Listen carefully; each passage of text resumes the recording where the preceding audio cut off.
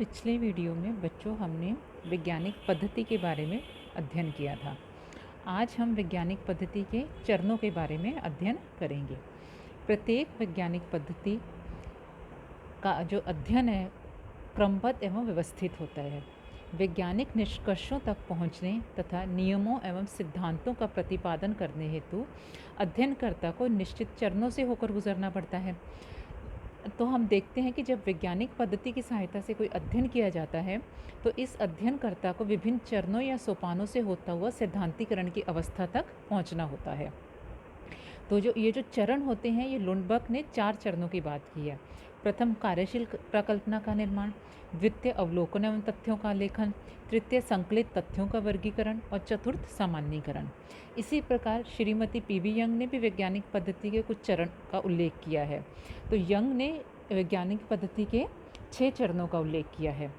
प्रथम है अध्ययन हेतु समस्या का चुनाव, द्वितीय है कार्यशील प्रकल्पना का निर्माण, तृतीय है वैज्ञानिक प्रविधियों की सहायता से समस्या या घटना का अवलोकन एवं खोज, चतुर्थ है संकलित तथ्यों का आलेखन, पंचम है तथ्यों का विभिन्न वर्गों में वर्गीकरण और छठा है वैज्ञानिक सामान्यीकरण। तो अब हम वैज्ञानिक पद्धति के विभिन्न चरणों का विस्तृत अध्ययन करेंगे। ये चरण है समस्या का चुनाव। तो सर्वप्रथम अध्ययनकर्ता को किसी भी समस्या का चुनाव करना होता है। इसमें आप संबंधित साहित्य या उपलब्ध सूचनाओं का अध्ययन होता है। समस्या का चुनाव काफ़ी सोच समझ के पश्चात ही किया जाता है एवं पूर्व ज्ञान और पूर्व अवलोकन को ध्यान में रखकर इसका चुनाव करना चाहिए।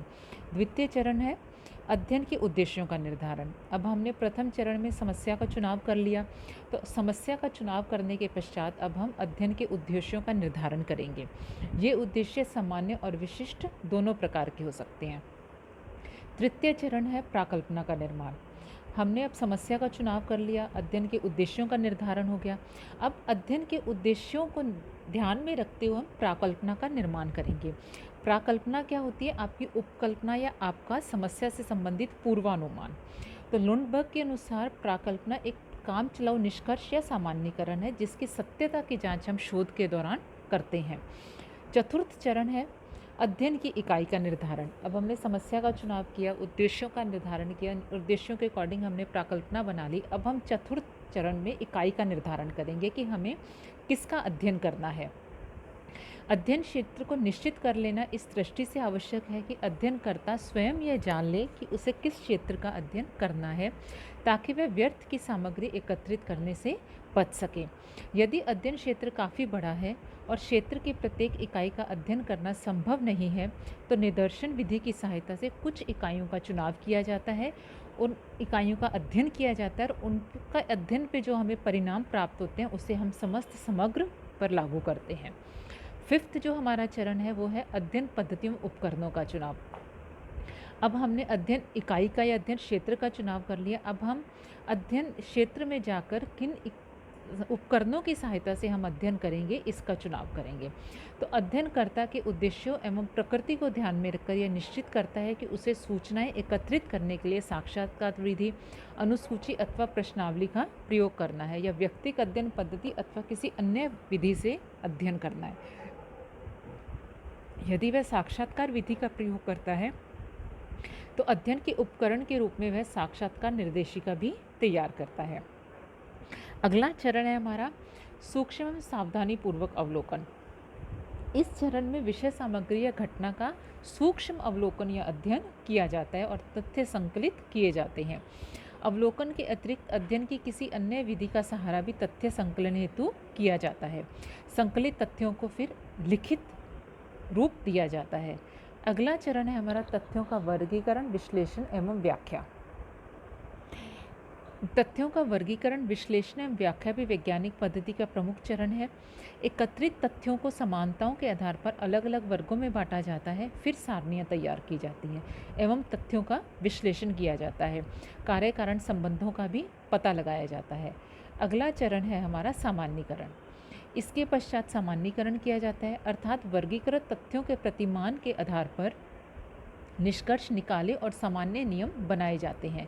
इन्हीं सामान्य नियमों को वैज्ञानिक सिद्धांत कहा जाता है। अगला चरण है फिर सामान्य नियमों की जांच एवं पुनर्परीक्षण किया जाता है। निष्कर्षों एवं नियमों की जांच की जाती है तथा यह पता लगाया जाता है कि वे सार्वभौमिक रूप से सही हैं अथवा नहीं, अथवा उनमें किसी प्रकार के संशोधन की आवश्यकता है। तत्पश्चात एकत्रित तथ्यों से प्राप्त निष्कर्षों के आधार पर भविष्यवाणी की जाती है। भविष्य की घटनाओं के संबंध में पूर्वानुमान लगाया जाता है। इस प्रकार जब किसी विषय की अध्ययन वस्तु इस वैज्ञानिक पद्धति को काम में लेते हुए प्राप्त की जाती है तो वह विषय विज्ञान कहलाने का अधिकारी होता है। सही ज्ञान के संचय का आधार वैज्ञानिक पद्धति ही है। तो कार्ल पियर्सन ने लिखा है कि सत्य के लिए लघु मार्ग नहीं है। विश्व का ज्ञान प्राप्त करने के लिए वैज्ञानिक पद्धति के द्वार से गुजरने के अतिरिक्त कोई अन्य मार्ग नहीं है। तो अब हमने देखा कि वैज्ञानिक पद्धति के चरण क्या हैं। इन चरणों को देखने के पश्चात अब हम देखेंगे कि सामाजिक अनुसंधान में वैज्ञानिक पद्धति का प्रयोग किया जाता है।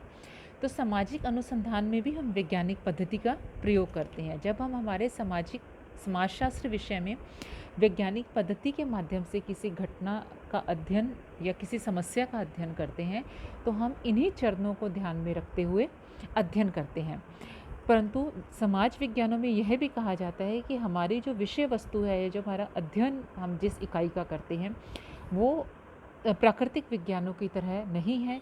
हमारी विषय वस्तु जटिल है, सामाजिक घटनाएं बदलती रहती हैं, सामाजिक घटनाओं में सार्वभौमिकता का अभाव है, उन्हें माप तौल नहीं कर सकते, हम प्रयोगशाला में अध्ययन नहीं कर सकते, तो इसलिए हम सार्वभौमिक नियमों का प्रतिपादन नहीं कर सकते। लेकिन ऐसा नहीं है, हम भी हमारा जो इन्हीं किसी तथ्य या घटना या समस्या का अध्ययन करते हैं, इन चरणों को ध्यान में रखते हुए तो हमारे विषय में भी सार्वभौमिक नियम बनते हैं।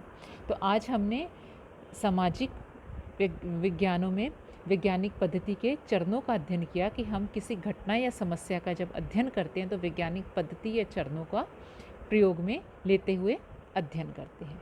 धन्यवाद।